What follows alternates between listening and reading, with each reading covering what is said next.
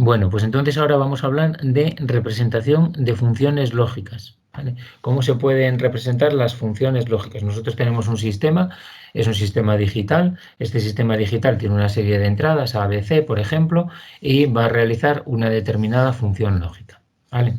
Bueno, pues hay dos metodologías para representar esta función lógica, dos formas, que sería lo que hemos visto hasta ahora, la expresión algebraica. ¿Vale? Pues la expresión algebraica, pues por ejemplo, puede ser así. A por, abrimos paréntesis, B más C negado. ¿De acuerdo? La segunda forma de expresar una función lógica o un sistema digital es mediante lo que se llama la tabla de verdad del circuito.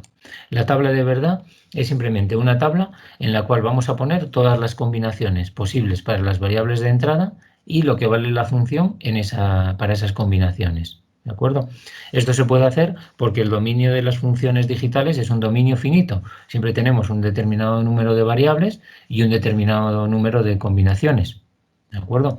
Para 3 variables, el número de combinaciones que tenemos es 2 al cubo igual a 8.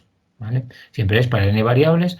El mayor número de combinaciones que podemos utilizar en nuestro sistema es 2 elevado a n. Desde 0 hasta todo 1 nos da 2 elevado a n. ¿Vale? Podemos usar menos combinaciones, por ejemplo en el código ABCD utilizamos solamente 10 de las 16 existentes, pero como máximo serían siempre 2 a la n, que es el mayor número de combinaciones que podemos hacer con esas variables. ¿Vale? Entonces la tabla de verdad, por ejemplo, para esta función sería así. A, B y C, todas las combinaciones que podemos tener, que son 8, representamos, al final es como representar los números desde el 0 hasta el 7 y los valores que va a tomar la función para esas combinaciones. ¿Cómo se obtiene la tabla de verdad? Pues es simplemente sustituir. Venimos aquí, 0, 0, 0. Pues bueno, si la A realmente vale 0, ya sabemos que la función es siempre 0. Así que para todas estas combinaciones ya sabemos que va a dar 0. Cuando la A vale 1, pues realmente ya solo nos queda la expresión B más C negado. Entonces, si por ejemplo la B vale 1, pues la función ya va a ser 1. ¿Vale? Y así, bueno, vamos sustituyendo y obteniendo la tabla de verdad. ¿De acuerdo? Nada, esto es inmediato, muy simple. También la expresión algebraica la vamos a poder obtener de la tabla de verdad, pero eso no es tan simple, lo vamos a ver ahora, cómo hacer eso. No es tan inmediato, es sencillo, pero no tan inmediato.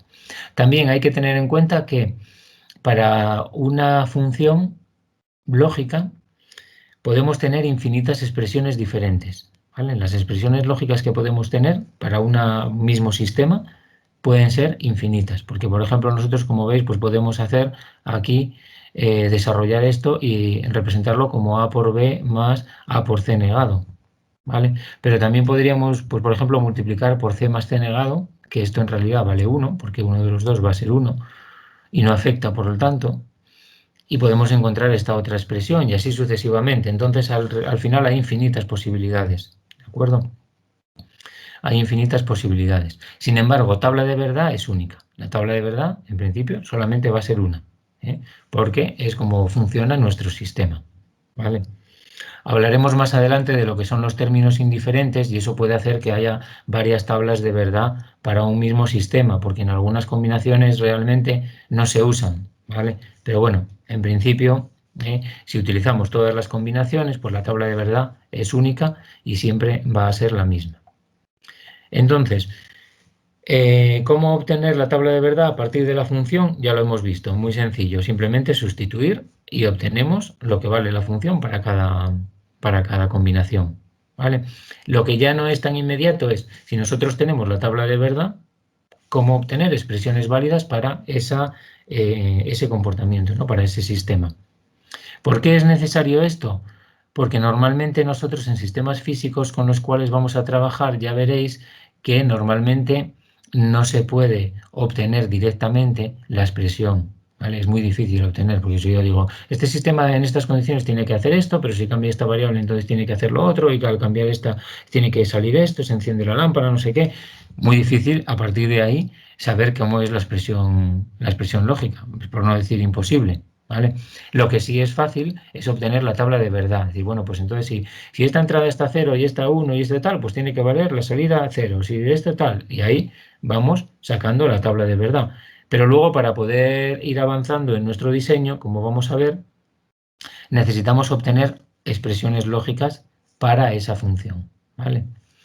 Entonces tenemos que ver este proceso, cómo obtener funciones lógicas a partir de la tabla de verdad.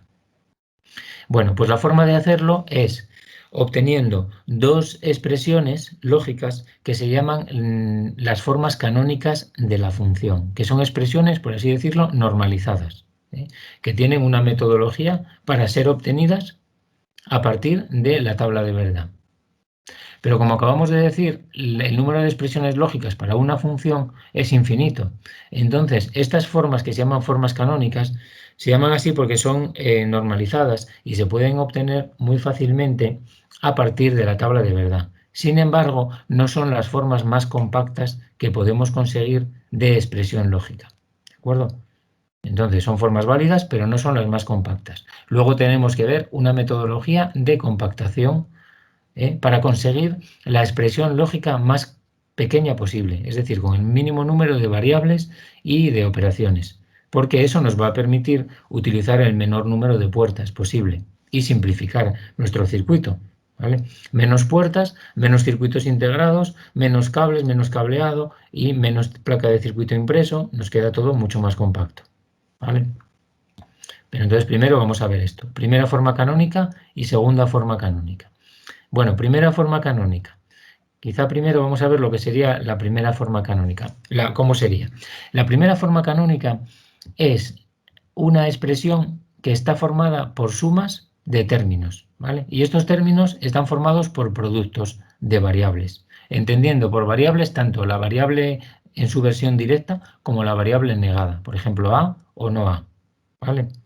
Pueden aparecer. Solamente en estos productos solamente aparece la variable una vez, ¿vale? O A negada, solo puede aparecer una vez, pero tienen que aparecer todas las variables, ¿vale? Si nuestra función es de 3 variables, en cada término aparecen siempre las 3 variables, ¿vale? Las 3 variables. Pueden aparecer negadas o sin negar, o sea, en su versión A o en su versión no A, ¿vale? Pero aparecen siempre las 3 y luego se van sumando estos términos, ¿vale? ¿Cuántos términos hay aquí? Pues va a haber tantos términos como combinaciones en las cuales la función vale 1, porque cada uno de estos términos proviene de una combinación en la cual la función vale 1. ¿De acuerdo? Vamos a verlo ahora a continuación. Entonces sería, para obtener la primera forma canónica de esta tabla de verdad, perdón,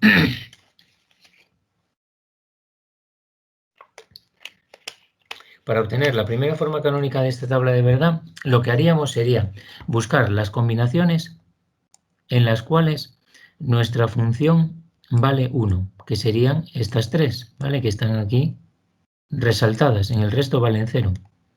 Bueno, pues cada una de estas combinaciones nos da un término de la primera forma canónica, ¿de acuerdo? Es un término en el cual nos van a aparecer las 3 variables, ¿de acuerdo? Y las variables aparecen de la forma siguiente. Si en esa combinación la variable vale 1, aparece en forma directa. Y si en esa combinación la variable vale 0, aparece en forma negada. ¿De acuerdo?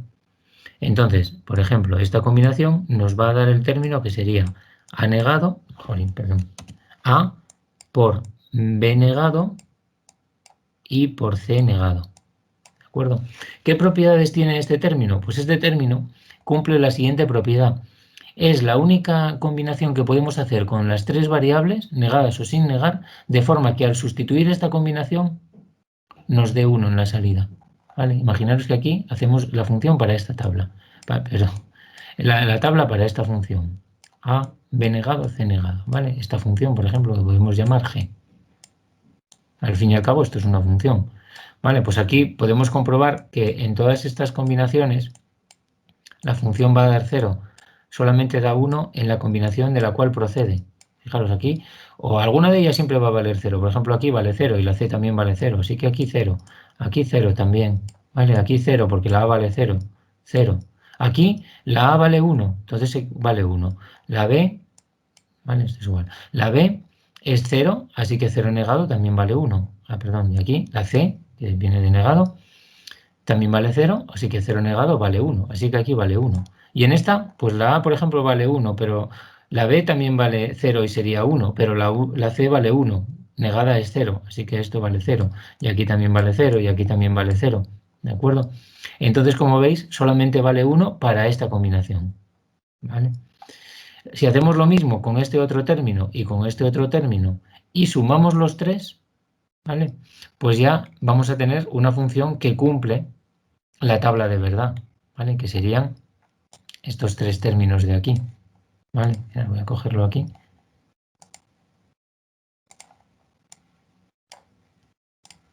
Para visualizarlo aquí simultáneamente. No, me lo estoy compartiendo pantalla. Bueno, da igual. Lo veis claramente, ¿no? Al final, como veis aquí,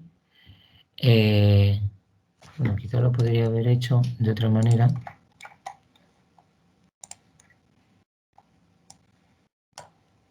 A ver, solo por probar, para saberlo para otra vez. Deja, a ver. No deja copiar. Bueno, no pasa nada. Como veis, al final aquí iríamos sacando, en caso voy a hacerlo también en este caso, aquí sería el término A, que sería sin negar, porque vale 1, por B, que también vale 1, y por C negado, ¿vale?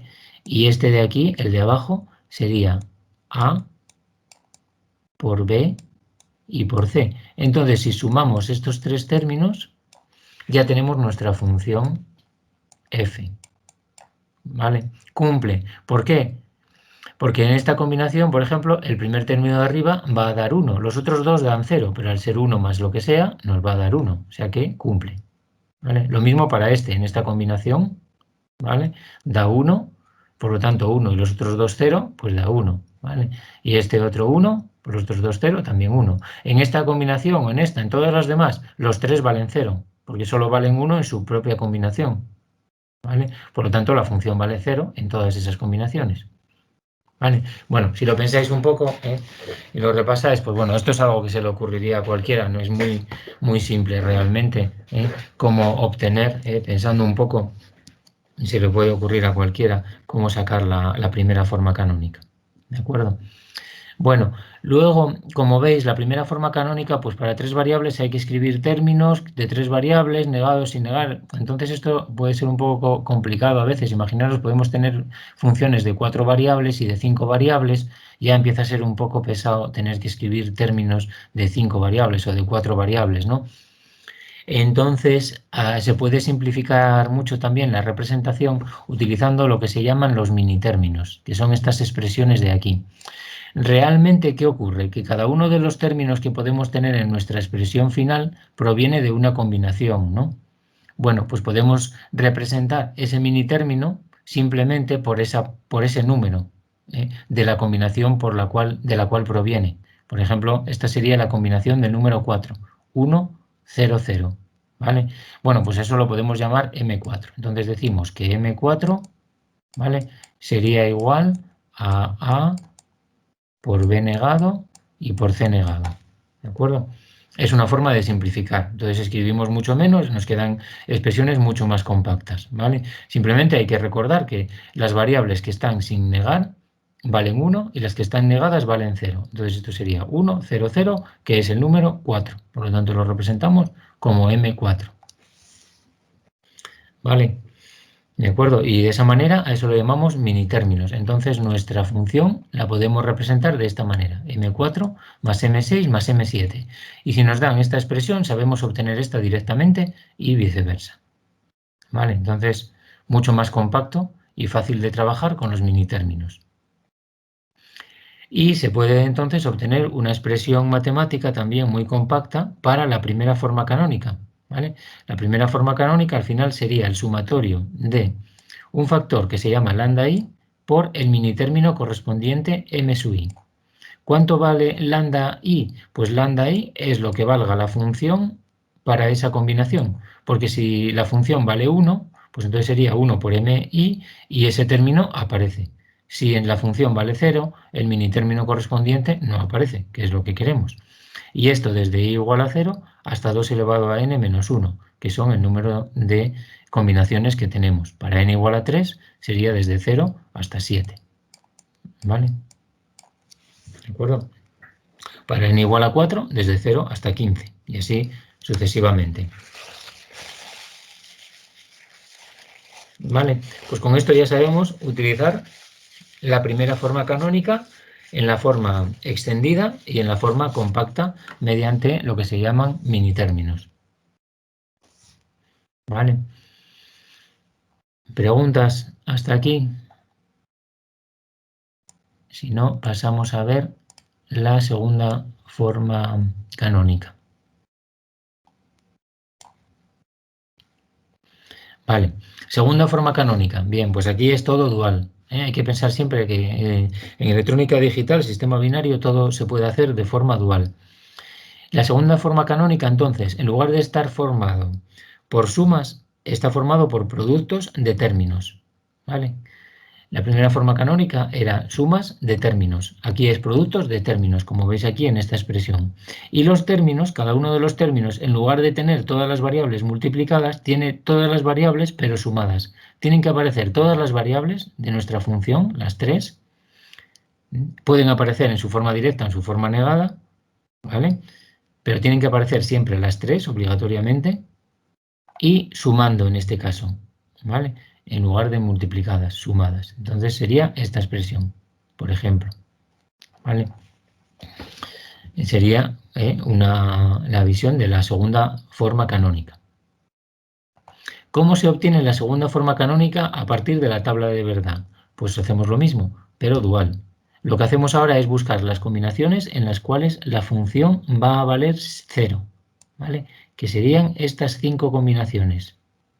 Y cada una de estas combinaciones nos va a dar un término de la segunda forma canónica, ¿vale? Cada uno de estos términos. Yo creo que aquí también podría hacer split así y entonces podríamos hasta ver un poco las dos cosas simultáneamente. Vale, entonces cada una de estas combinaciones en las cuales la función vale 0 nos va a dar un término de la segunda forma canónica. ¿Vale? Las que valen 1, las combinaciones en las que valen 1, las desechamos, esas no se usan. ¿Vale? Entonces, por ejemplo, esta combinación de aquí, ¿qué término nos va a dar? Bueno, pues ahora hay que formar los términos de forma contraria, porque lo que queremos es que cada uno de los términos, al sustituir, valga 0. ¿De acuerdo? Entonces aquí, las variables que valen 0, las dejamos como están. ¿Vale?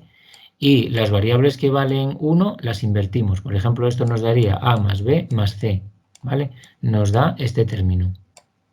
Porque queremos que al sustituir aquí nos dé 0, que es lo que vale la función. Si nosotros aquí ponemos a más b más c y probamos en todas las combinaciones, nos va a dar 0 aquí y 1 en todas las demás.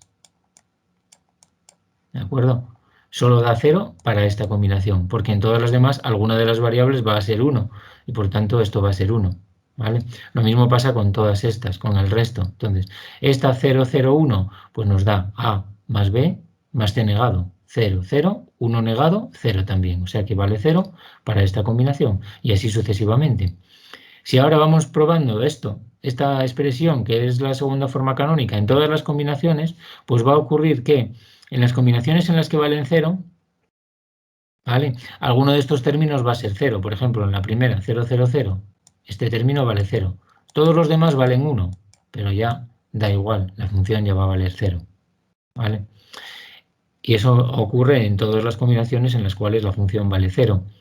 En las combinaciones en las cuales la función vale 1, 1, 0, 0, como esto nos daría un término que sería el a negado más b más c, si aquí hubiese sido un 0, pero como es un 1 no forma parte de esta expresión, de la segunda forma canónica, aquí no aparece. Entonces, para esta combinación, todas estas expresiones dan 1. ¿Lo veis? Todas dan 1 y por lo tanto la función al final va a valer 1. ¿De acuerdo? Entonces esa es la justificación también de la segunda forma canónica, porque nos funciona y cómo se obtiene directamente de la tabla de verdad. ¿Lo veis? Entonces, la primera forma canónica y segunda forma canónica pues son duales. Como veis también nos interesa en principio, si vamos a usar la forma canónica, pues nos interesa buscar la que tenga menos ceros o menos unos, porque va a ser más compacta. Como veis, esta segunda forma canónica pues es bastante más complicada que la versión de la primera forma canónica, que solamente tenía tres términos, con tres términos formados por productos de las variables. ¿Vale? Entonces, como veis, todo es dual. Por así decirlo, yo suelo decir que en la primera forma canónica lo que mandan son los unos, ¿vale? Mandan los unos. En la segunda forma canónica lo que mandan son los ceros, ¿vale? Mandan los ceros. Buscamos ceros donde la función vale cero y las variables no se niegan si vale cero en ese término y se niegan en caso contrario, si vale 1. En la primera forma canónica no se niegan si valen 1 y se niegan si valen 0. ¿Vale? Por así decirlo, en la primera forma canónica mandan los unos, en la segunda forma canónica mandan los ceros. Y eso lo mantenemos también en la forma compacta mediante lo que se llaman maxitérminos. ¿Vale? Para poder compactar la segunda forma canónica utilizamos m mayúscula y un subíndice que proviene de la combinación correspondiente. Pero ahora el subíndice no es directamente el número, como veis aquí, este sería el número 0, pues no utilizamos aquí m mayúscula 0. ¿Vale? Nosotros vamos a seguir este convenio, que es el que a mí más me gusta, que es utilizar el complemento a 1 del número que aparece aquí. O sea que aquí realmente 000, si lo complementamos, nos daría el 111, que es el número 7. Por lo tanto, este es el término M7. ¿Vale? Esto en algunos libros os podréis encontrar que algunos llaman a los maxitérminos también utilizando la misma combinación. Este sería el M0. Realmente es una cuestión de nomenclatura. Yo prefiero hacerlo de esta manera porque de esta forma se mantiene la dualidad en todas las definiciones. Mantenemos siempre la dualidad. ¿La dualidad qué significa?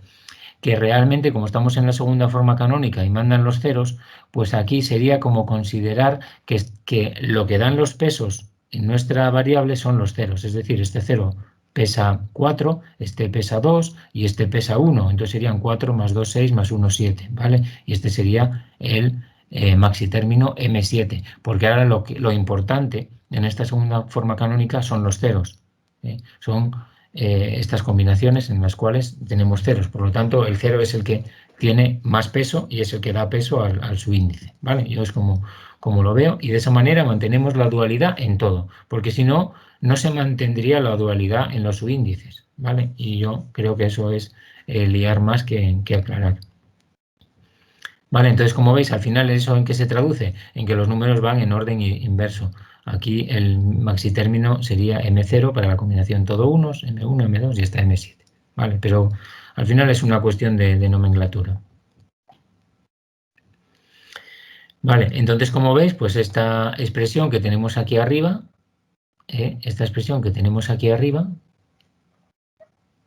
pues se podría traducir en esto, M7 por M6 por M5 por M4 y por M2. Además de, si mantenemos así los subíndices, tiene otra ventaja, y es que si nosotros tenemos aquí la expresión de la segunda forma canónica y queremos obtener la expresión de los maxitérminos, sin ir a la tabla de verdad, podemos hacerlo directamente y mantenemos la misma filosofía que en la primera forma canónica. Las variables que no están negadas dan peso y las variables negadas no dan peso. ¿Vale? Entonces esta combinación vendría de A, B, C. Por lo tanto, la A vale 4, la B vale 2 y la C vale 1. 4 y 2, 6 y una 7. Por lo tanto, este es el término M7. ¿Lo veis? Seguimos manteniendo la misma filosofía. Las variables que están sin negar son las que dan el peso en el subíndice. Las que están negadas no dan peso. ¿Vale? Y eso sirve para las dos formas canónicas para obtener las expresiones de minitérminos de cualquiera de las dos formas canónicas. ¿Vale? Lo mismo aquí, pues sería la A que vale 4, ¿vale? 4, la B que vale 2 y la C, como está negada, esta no pesa, así que no la contamos, valdría 0. 4 y 2, 6. Maxitérmino M6. ¿Vale? Y esto es lo mismo que en la primera forma canónica. Aquí, por ejemplo, la A pesa, vale 4, ¿vale? Y las otras dos no pesan porque están negadas, por lo tanto, nos quedaría M4. Esta sería 4 y 2, 6. Esta está negada, no pesa. 4 y 2, 6, 6. ¿Vale? Y así sucesivamente. Entonces esa sería una segunda ventaja de utilizar esta metodología también. ¿Vale? En nuestra asignatura lo vamos a hacer así. Pero ya os digo que en algunos libros o en otros apuntes podéis encontraros esa otra manera de hacerlo. Entonces, la expresión genérica para la segunda forma canónica podemos verla así, que sería, ahora es producto, el pi, ¿lo veis? Pi, de 0 hasta 2 elevado a n menos 1, desde 0 hasta 7, por ejemplo, en el caso de 3 variables, de delta i por m sub i, donde ahora delta i se define como el complementario de la función aplicada a la combinación complementaria del subíndice. O sea que sería como el complementario de la función aplicada a la combinación 2 elevado a n menos 1 menos i. ¿Vale? Por el tema este que acabamos de ver de los subíndices. Pero bueno, esto es una expresión matemática simplemente que tampoco vamos a utilizar más, simplemente porque queda bonito y compacto pues representarlo de esta manera, pero no lo vamos a usar más. Vale, vamos a ver entonces ahora una cuestión muy importante que es cómo se relaciona la primera forma canónica y la segunda forma canónica, ¿vale? Tal como las hemos visto nosotros con los subíndices y todo, porque esto es bastante importante luego para aplicarlo en la implementación de funciones y pasar de una forma a otra, etc. Es muy sencillo. Simplemente, imaginaros que tenemos nuestro minitérmino M7, ¿vale? El minitérmino M7 es, como es minitérmino, es producto de las tres variables y pesan las tres, entonces aparecen en su forma no negada, A por B por C, ¿vale? Si nosotros ahora hacemos la negación de M7, pues sería hacer la negación de A por B por C. Si aquí ahora aplicamos De Morgan, ¿vale? Pues sería A negado más B negado más C negado, ¿de acuerdo? Claro, y esto, como veis, es un término en el cual nos aparecen las tres variables sumadas. Entonces se puede ver como un maxitérmino. Como las tres variables están negadas, no dan peso. Por lo tanto, sería como 0 más 0 más 0. Y es el término M0. ¿De acuerdo? Por lo tanto, el término M7 negado es igual al término M mayúscula 0 sin negar. ¿Vale? ¿De acuerdo? Entonces esto hay que recordarlo. Como veis, ¿qué propiedad tenemos? Bueno, pues que es el término maxitérmino sin negar y el subíndice queda complementado. Es el complemento a 1 del subíndice. ¿Vale? Para hacer el complemento a 1 en 3 bits es hacer la diferencia con respecto a 7. 7 menos 7, 0. ¿Vale? Entonces sería 0. En general tenemos esta expresión. ¿De acuerdo? El minitérmino M sub i negado es igual al maxitérmino con el subíndice complementado. Esto es el complemento a 1. Lógicamente podemos volver a negar aquí y decir también que M sub i sin negar sería igual a M2, a ver si me sale esto, 2 elevado a n menos 1 menos i negado, ¿vale? Lógicamente, ¿vale? También se puede ver así, ¿vale? Entonces hay que recordar esto. ¿Vale? Tienen la relación de que son opuestos uno a otro, considerando los subíndices también en complemento a 1. ¿Vale? Recordar, 2 elevado a n menos 1 menos n era el complemento a 1 de n. ¿Vale? 2 elevado a n menos 1 menos i es el complemento a 1 de i. Podríamos haber representado esto también, si queremos, rizando un poco más el rizo como m sin negar con el subíndice negado, suponiendo que aquí tenemos un número en binario, porque también podríamos decir, bueno, pues M7 es el M111, ¿vale? Trabajando en binario. Y entonces esto sería el M000, ¿vale? Perdón, así, tal como lo estamos haciendo, ¿no? El M7 negado sería el M mayúscula sin negar, pero con el complemento, con el subíndice complementado a 1, ¿no? Haciendo el complemento a 1 de los dígitos. Vale, entonces esto tratar de recordarlo, es muy sencillo, pero bueno, tratar de recordarlo porque es importante. Entonces ya directamente con esto podemos ver las diferentes ¿cómo decirlo? La diferente relación entre las formas canónicas y la tabla de verdad, ¿vale?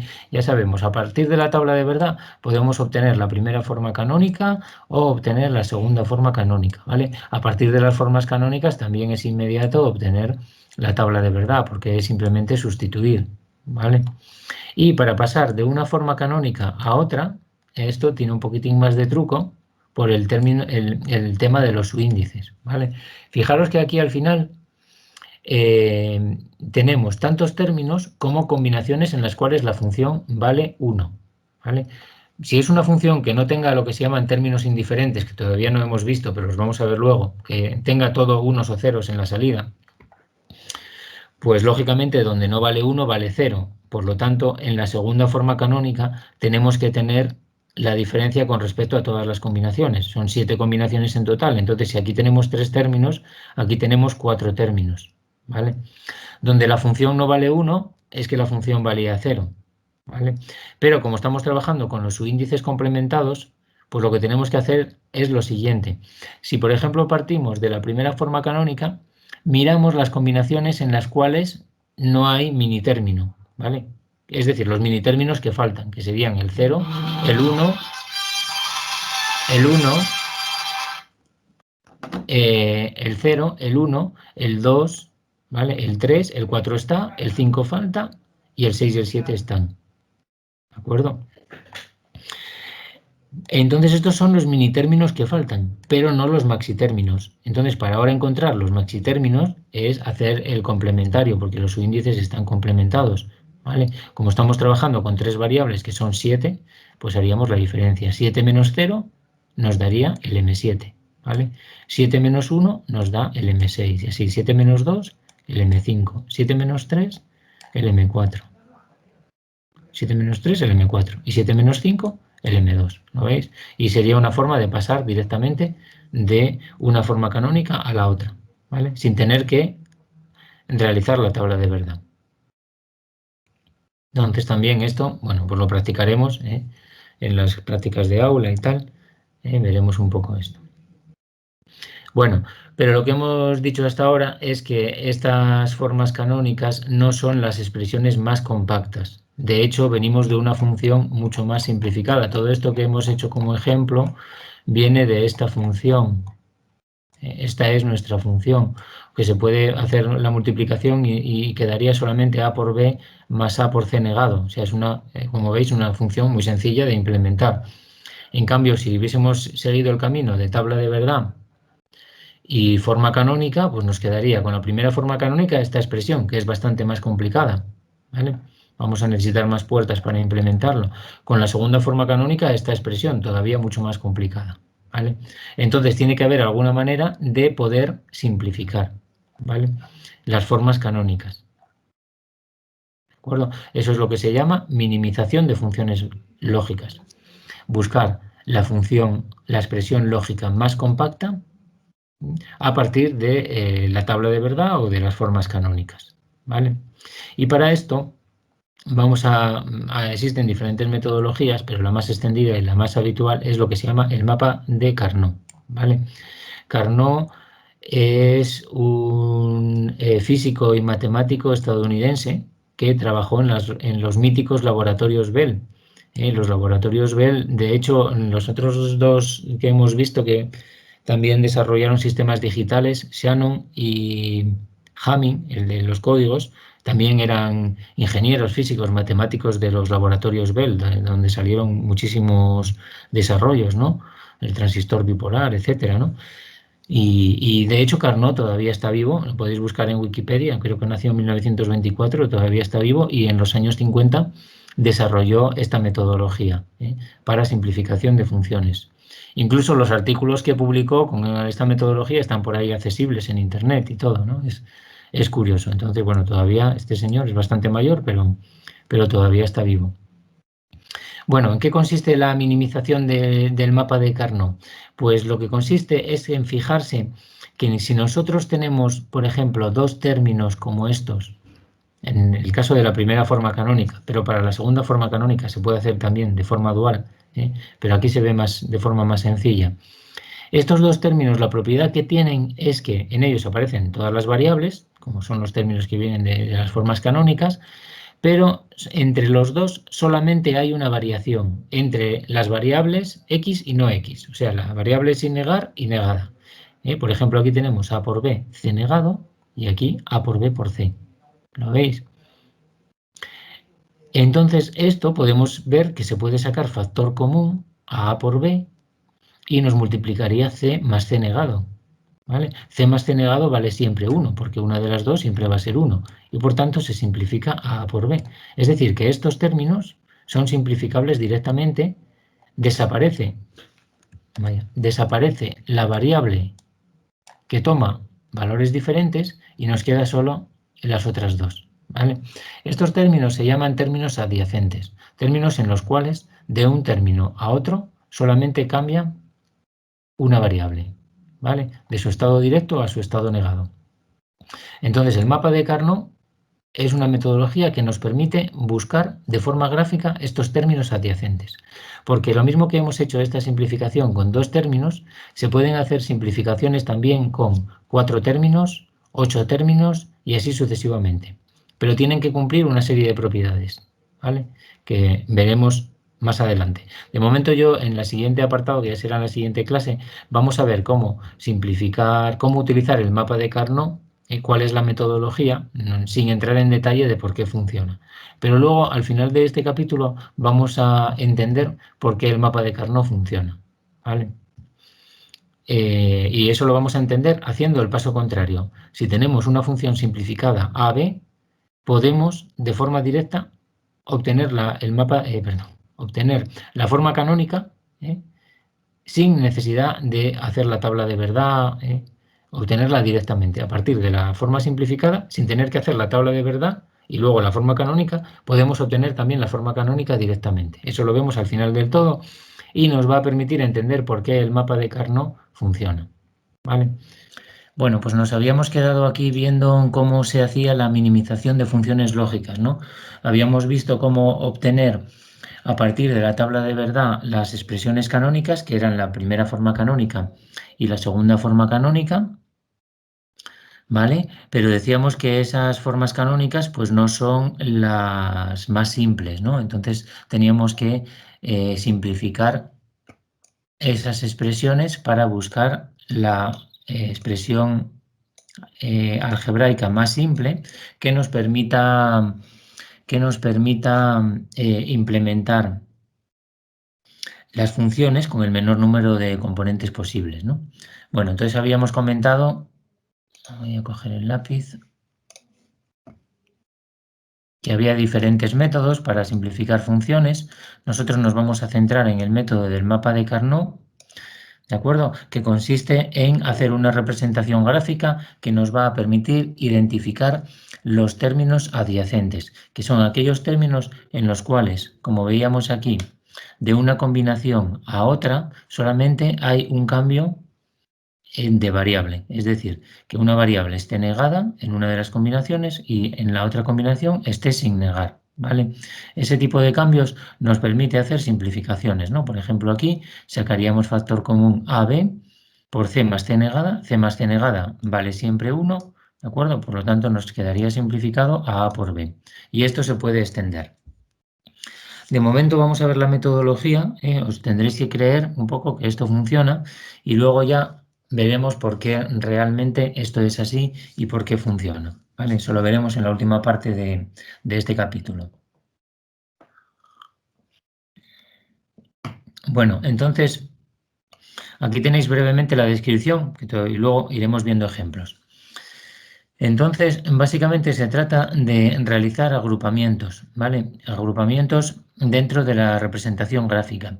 Este agrupamiento siempre tiene que ser en un número de casillas que sea potencia de 2, ¿vale? Potencia de 2. Es decir, tienen que ser agrupamientos de una casilla, 2 casillas, 4, 8, etcétera, ¿vale? No puede ser ningún otro número. Siguiente cuestión. En cada agrupación que vamos a hacer va a tener, por tanto, un número 2 elevado a k términos. ¿Vale? 2 elevado a k términos. Por ejemplo, si es 1, pues sería 2 elevado a 0, 2 elevado a 1, 2 elevado a 2, 2 elevado a 3, y así sucesivamente, ¿vale? Cada uno de esos términos representa una combinación de la primera o de la segunda forma canónica, ¿vale? Entonces, en esas agrupaciones vamos a ver que se van a eliminar k variables, ¿vale? Tantas como tenemos en el exponente, del número de términos que tiene esta agrupación, y por lo tanto nos van a quedar n menos k variables, ¿vale? ¿Cuáles son las variables que se eliminan? Las variables que se eliminan son, como aquí, las variables que no tomen el mismo valor en todas las combinaciones. Por ejemplo, aquí A toma el mismo valor en el sentido de que aquí es A y aquí también es A. Aquí es B y aquí también es B, ¿vale? En cambio aquí es C negado y C, así que la variable C cambia, ¿de acuerdo? Por lo tanto, la variable C es la que se elimina y nos quedarían solo A y B, ¿vale? A la hora de hacer agrupaciones, como vamos a ver, se pueden repetir términos, ¿vale? Esto viene de la ley de idempotencia, porque nosotros podemos usar tantos términos como queramos, siempre A más A más A, podemos repetirlos y esto nunca cambia, ¿vale? Es siempre igual a A. Y lo mismo si sumamos cualquier expresión varias veces, entonces los términos se pueden repetir, ¿vale? Y luego nos interesa hacer el menor número de agrupaciones posible, ¿vale? Porque eso nos va a permitir simplificar más. Y también cada agrupación nos interesa hacer que sea del mayor número de términos posibles, ¿vale? Cuanto mayor sea este número, mayor es el exponente y por tanto más variables eliminamos. Bueno, esto ya veis, es un poco el resumen, todavía no hemos visto nada más, luego podéis volver aquí una vez que hayamos visto la metodología y ejemplos, podéis volver aquí a repasar estas reglas, ¿vale? Y vamos a pasar ahora a ver diferentes ejemplos, ¿vale? Entonces, el mapa de Carnot nosotros lo vamos a ver hasta 6 variables, aunque con la misma metodología y ya utilizando pues programas de ordenador, etcétera, se podría ampliar a cualquier número de variables, ¿vale? La metodología al final es muy similar. Pero para hacerlo así a mano, en aplicaciones rápidas, resolver circuitos digitales de forma sencilla, pues como mucho lo haríamos hasta 6 variables. Bueno, entonces vamos a empezar con el de 2 variables. El de 2 variables quizá no tenga mucho sentido, lo vamos a ver un poco como ejemplo, porque una función de 2 variables pues solamente tiene 4 combinaciones posibles y entonces es muy sencilla, se puede simplificar a mano sin ningún problema, no tiene ninguna complicación, pero igualmente lo vamos a ver. El mapa de Carnot entonces consiste en representar, digamos, la tabla de verdad de la función, pero de una forma gráfica especial, ¿vale? En la cual vamos a tener también todas las combinaciones que pueden tomar las variables de entrada, todos los valores que pueden tomar las salidas, ¿de acuerdo? Pero representado de una manera especial que nos permite identificar esos términos que son adyacentes y que se van a poder simplificar posteriormente, ¿vale? Entonces, para el caso de 2 variables sería simplemente hacer una cuadrícula como esta, donde tendríamos la variable A, por ejemplo aquí, la B, la variable A puede tomar estos dos valores, 0 y 1, y la variable B puede tomar también dos valores, 0 y 1. Entonces nos quedan aquí 4 casillas, ¿vale? Que son las 4 combinaciones de las variables de entrada que puede tener esta función, ¿vale? Entonces, en estas 4 casillas nosotros marcaríamos con unos donde la función vale 1 y dejamos en blanco donde la función vale 0, ¿vale? No se suelen poner los ceros, ¿vale? Esto sería también la simplificación utilizando la primera forma canónica. Se podría hacer igualmente de forma dual con la segunda forma canónica. Eso lo veremos ya posteriormente. Primero vamos a centrarnos en verlo con la primera forma canónica, ¿vale? Entonces buscamos donde la función vale 1. Como veis aquí tenemos las 4 combinaciones 0, 0, ¿vale? 0, 0 para AB, 0, 1, ¿vale? Que sería esta de aquí, 0, 1, ¿vale? 1, 0, esta casilla y 1, 1. Entonces si nos fijamos, pues por ejemplo, esta sería la casilla del término M sub 0, ¿vale? Esta sería la casilla del término M sub 1. Esta sería la del M sub 2, ¿vale? Estamos considerando A mayor peso y B menor peso, y esta sería M sub 3, ¿de acuerdo? Entonces, en este caso, nuestra función tiene estas dos combinaciones, M2 y M3, ¿vale? Por lo tanto, vale 1 para estas dos combinaciones. Vale 1 aquí y aquí, en la combinación 1, 0 y 1, 1. Nosotros en la tabla de verdad normalmente lo representaríamos así, ¿no? A, B, F, pondríamos 0, 0, 0, 1, 1, 0 y 1, 1, ¿no? Y la función vale 0 en la combinación 2, perdón, vale 1 en la combinación 2, que es esta de aquí, y en la combinación 3, que es esta. Y por lo tanto 0 en las demás, ¿no? Porque tiene este término, el M2 y el M3, ¿vale? Que vienen de estas dos, M2 y M3. ¿De acuerdo? Entonces en el mapa de Carnot lo representamos. Y ya tenemos unas casillas en las cuales la función vale 1. Bueno, pues ahora eso que llamamos términos son esas casillas, ¿vale? Cada una de esas casillas realmente da lugar a un término, ¿vale? Que sería pues aquí el término A negado, perdón, A que vale 1 por B negado. Y este sería el término AB, ¿vale? Al final es lo que vale M2. M2 es A por B negado, ¿no? Y M3 es A por B. ¿De acuerdo? Bueno, pues entonces con estos unos es con los cuales tenemos que agrupar esas reglas que vimos antes. Tenemos que hacer agrupaciones siempre que sean potencias de 2.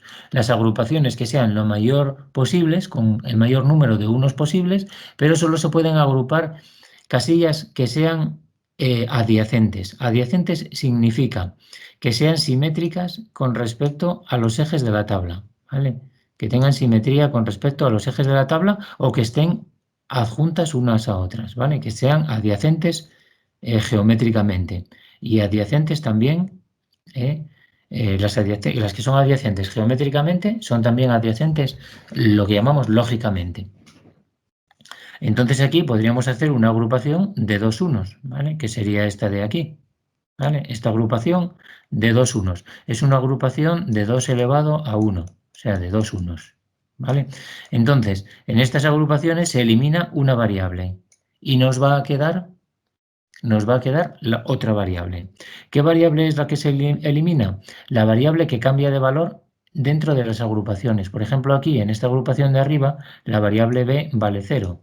Y en esta agrupación de aquí, la variable b toma el valor 1 en esta casilla.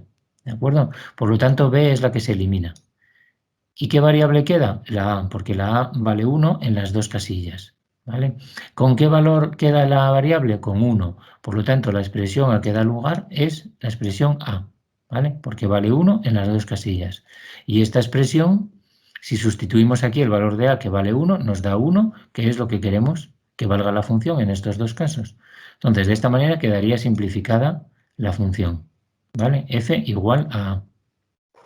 Que bueno, que como os digo, para dos variables no tiene sentido porque simplemente aquí sacamos factor común a la a y se ve inmediatamente que esto daría igual a a por b negado más b, que es igual a a. ¿Vale? Pero bueno, por ver un primer ejemplo.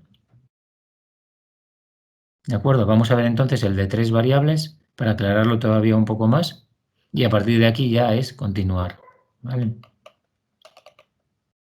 Por ejemplo, de tres variables, esta función de aquí, que vale 1 en estas combinaciones, en la 1, en la 2, en la 3, en la 5 y en la 7. Bueno, cuando ya tenemos más de dos variables, tenemos que construir la tabla de verdad, pero con cuidado, porque tenemos que mantener la adyacencia, ¿vale? Entonces, aquí el gráfico sería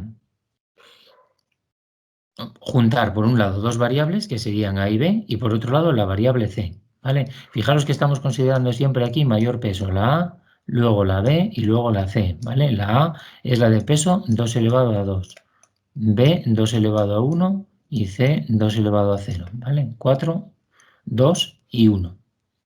¿Vale? Eso se representa aquí por la función que está expresada así, f de a, b, c. Lo que se ponga aquí la primera es la de mayor peso, ¿vale? El peso va de izquierda a derecha. Bueno, entonces, tenemos que hacer el mapa, ¿no? De esta manera, agrupamos A y B por un lado, cogemos A y B por un lado y C por el otro, ¿vale? También se podría haber hecho ponerla aquí solamente y BC aquí, ¿vale? Pero bueno, yo recomiendo hacerlo siempre de la misma manera, por ejemplo, así. Luego, entonces, como aquí tenemos dos variables, estas dos variables pueden tomar en total 4 combinaciones. Bueno, pues hay que representar aquí las 4 combinaciones que pueden tomar, ¿vale? Para ir completando lo que sería la tabla de verdad. Pero tenemos que mantener la adyacencia, es decir, que al pasar de una casilla a la siguiente, solamente puede cambiar una variable. Es decir, es algo así como escribir el código Gray. Entonces haríamos la combinación 00, luego la 01, luego la 11 y luego la 10, porque así solamente nos cambia una variable y estamos manteniendo, al pasar de una casilla a otra, la adyacencia. Si no, el método no funciona. ¿Vale? Podríamos seguir otra secuencia en la cual solamente cambiase una variable, pero yo os recomiendo hacerlo siempre de la misma manera, seguir siempre el mismo método, por ejemplo este, y de esa manera tenemos menos posibilidades de equivocarnos. ¿Vale? Entonces hay que hacerlo así, si no, no funciona. Y luego la C, pues nada, como solamente es una variable, toma dos valores, solo la 0 y la 1. Entonces aquí, como veis, tenemos las 8 casillas correspondientes a la tabla de verdad, simplemente que ordenadas de forma diferente a la tabla de verdad. De tal forma que aquí se nos va a mantener la adyacencia. La adyacencia geométrica aquí entre dos casillas significa que es adyacencia también lógica. Y además se puede añadir simetría, es decir, esta casilla de aquí es adyacente a esta, por simetría con respecto a los ejes. ¿Vale? Y lo mismo, esta de aquí con esta con esta, además de simetrías, porque están adyacentes geométricamente y etc. Entonces cogeríamos aquí nuestros valores y los marcamos en la tabla. Tenemos la casilla 1, pues la 1, marcamos aquí el 1. La 2, la 3, que estarían aquí, la 2 y la 3, marcamos unos ahí. La 5 y la 7, pues marcamos. La 5, fijaros que queda en este lado, 5 aquí, y la 7 aquí, ¿vale? Recordar que la forma de identificar al final una casilla, esta casilla es la 1, 0, la 1, 0, porque A y B valen 1, 0, y la C vale 1, ¿vale? Es la 1, 0, 1, o sea que esta es la casilla 5, que corresponde al término M sub 5, ¿de acuerdo?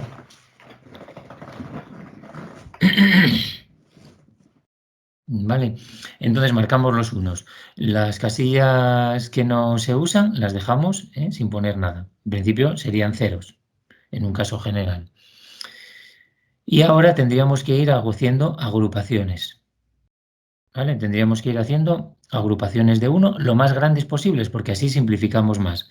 Y como veis, podemos repetir unos en dos agrupaciones, que eso es por la ley de idempotencia, que podemos sumar términos de forma indefinida y la función nunca cambia. Entonces se pueden repetir términos. Entonces, siempre vamos buscando hacer agrupaciones lo más grandes posibles. Por ejemplo, este 1 de aquí solo tiene una posibilidad, ¿vale? Que es agruparse con el 1 de abajo. Es el único que tiene adyacencia. La adyacencia no se da en sentido diagonal, ¿vale? En sentido diagonal no hay adyacencia, ¿vale? Solamente en sentido horizontal, vertical, adyacencia geométrica y simetría, ¿vale? Entonces este 1 solamente se puede agrupar con el de abajo. Y este 1 con este 1 y con este se puede hacer una agrupación de 4, ¿de acuerdo? Se puede hacer una agrupación de 4, lo cual es muy interesante porque nos va a permitir simplificar más. Esta agrupación es de 4 términos, ¿vale? 2 elevado a 2. Pues esto significa que de las 3 variables, 2 se eliminan y solamente va a quedar una. Entonces es muy fácil identificar qué variable es la que queda, porque en toda esta fila, en todas estas casillas, la variable c vale 1, así que esa es la que se queda, ¿vale? Esos 4 términos nos dan una expresión que es igual a c. Las otras, la a y la b, toman valores diferentes en cada una de estas casillas, ¿de acuerdo? Y por lo tanto se pierden, ¿vale? Nos quedaría solo para esa agrupación el término c. Esta otra agrupación de aquí es de 2 elevado a 1, o sea, de 2 términos, ¿vale? Por lo tanto, se elimina solo una variable. Como son 3, nos quedan 2, ¿vale? ¿Qué variables quedan? Las que tomen el mismo valor en las dos casillas, que son, como vemos en sentido vertical, pues la A vale 0 en las dos casillas y la B vale 1 en las dos casillas, ¿de acuerdo? Por lo tanto, nos quedaría A negado B, A negado B, ¿de acuerdo? Y la C cambia de valor porque vale 0 en esta casilla y vale 1 en esta casilla. Entonces la C se pierde para esta agrupación. Nos quedaría A negado porque vale 0 en las dos casillas y B ¿vale? Por b, porque la b vale 1. Al final, ¿qué queremos? Que al sustituir aquí este valor nos dé 1. Entonces, si sustituimos 0, 1, nos da 0 negado por 1, que es al final es 1 por 1 y vale 1, ¿de acuerdo? Y ya tendríamos al final nuestra función simplificada. Mucho más simple que todo esto. Si lo escribimos con la primera forma canónica, pues veríais que esto es muy complicado, ¿vale? Y en cambio la función es muchísimo más simple. ¿De acuerdo? Y así continuaríamos con el mapa de Carnot de 4 variables, de 5 variables, de 6 variables, etc. ¿De acuerdo? Bueno, pues también haremos bastantes ejemplos de esto en prácticas de aula, prácticas de laboratorio, etc. Entonces, para 4 variables, bueno, pues para 4 variables tenemos que hacer el mapa de Carnot ahora agrupando de 2 en 2. Entonces pondríamos la A y la B por un lado, ¿de acuerdo? Fijaros que mantenemos adyacencia 0, 0, 0, 1, 1, 1 ahora y 1, 0. ¿Vale? Y CD también que toman, pues eso, 4 valores, ¿no? 0, 0, 0, 1, 1, 1 y 1, 0. Y aquí vamos a tener las 16 casillas que corresponden a las 16 combinaciones que pueden tomar nuestras 4 variables. ¿Vale? Hay que fijarse cómo va el orden, como veis, esta sería la casilla del M0, M1, porque vamos A, B, C, D. M0, M1, aquí aparece M3 y luego M2, o sea que saltamos por el tema de la adyacencia, ¿vale? Luego aquí vendría la 4, la 5, la 6 abajo y la 7 arriba, ¿vale? Y luego la 8 aparecería aquí, ¿vale? 8, 9, 10 abajo y 11 arriba. Y luego ya vendríamos 12, 13, 14 abajo y 15 arriba, ¿vale? Hay que familiarizarse un poco con eso. Entonces, como veis, una expresión ya complicada, como puede ser esta función, que en primera forma canónica sería muy complicada, pues vamos metiendo los unos, ¿no? Tenemos pues la M0, M1, M2, M3, pues sería toda esta columna de aquí. Luego tenemos 8, 9, 10 y 11, pues sería también toda esta columna de aquí de unos, ¿vale? Y luego tendríamos el 13 y el 15, 13 y 15, ¿vale? Bueno, pues por simetría, fijaros, aquí podríamos agrupar estos 4 con estos 4, lo cual esto está muy bien, porque es una agrupación de 2 elevado a 3 de 8 términos, con lo cual elimina 3 variables y va a quedar, de las 4 variables, solo queda una. Tenemos que buscar cuál es la que queda, que es la que tome el mismo valor en todas las casillas, ¿vale? Por ejemplo, C y D está claro que al pasar de una fila a otra cambian, entonces en cada casilla cambian de valor. Solo podrían estar entre A y B. Aquí, por ejemplo, la A vale 0 en estas 4 casillas y en cambio aquí vale 1 en estas 4 casillas. Por lo tanto, la A también se pierde. Y la B vale 0 en las 4 casillas de la izquierda y 0 también en las 4 casillas de la derecha, así que es la que se queda. Por lo tanto, quedaría negada, para que al sustituir nos dé 1. ¿Vale? Como vale 0 en todas las casillas, la expresión sería B negado. ¿Lo veis? Muy sencillo. Entonces ya hemos simplificado muchísimo. Pero siempre hay que agrupar todos los unos, no podemos dejar ninguno sin agrupar, porque si no la función no se cumpliría para esa casilla que no hemos agrupado, ¿de acuerdo? Tenemos que agrupar todos los unos, podemos repetirlos, pero no podemos dejar ninguno sin agrupar. Entonces estos dos, pues podríamos decir, bueno, podemos agrupar los dos, hacer una agrupación de 2 y simplificaríamos algo, pero podemos hacerlo mejor haciendo esta agrupación de 4, ¿vale? Recordar que de 6 no se puede hacer, no se puede añadir estos, porque 2 a la 6 no tiene potencia de 2, no se puede poner como 2 elevado a x con números naturales, ¿vale? Con un exponente natural. Entonces no nos sirve, tiene que ser siempre en número que sea potencia de 2. Podemos hacer la agrupación de 4. 4 es 2 elevado a 2, 4 términos. Se eliminan 2 variables y nos quedan otras 2 de las 4, ¿vale? Miramos a ver cuáles se eliminan. Por ejemplo, la C, pues cambia de valor. Al pasar de la fila de arriba a la de abajo, vale 0 y vale 1. Y la D vale 1, siempre. Por lo tanto, la D se quedaría. Y aquí, al pasar de una columna a otra, la A vale 1 y la B cambia de valor, pasa de 1 a 0. ¿Vale? Por lo tanto, nos quedaría la A que vale 1 y la D que vale 1. Es decir, hay que multiplicar, porque estamos con la primera forma canónica, quedaría A por D. acuerdo? Y ya está. Esta sería nuestra expresión simplificada, muchísimo, muchísimo más simple que todo esto, ¿vale? Y se puede implementar de forma mucho más simple, con puertas.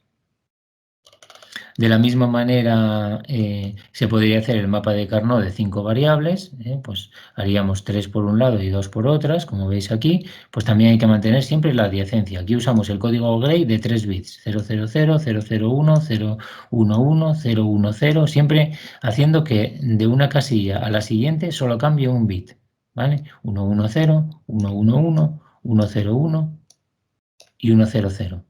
¿Vale? Estas son dos, pues 0, 0, 0, 1, 1, 1 y 1, 0. Y tendríamos una función, bueno, aquí no está puesto la primera forma canónica en minitérminos para simplificar, ¿vale? Pero serían pues todos estos, ¿no? El M0, M1, M2, M3, M7, M6, todos, ¿no?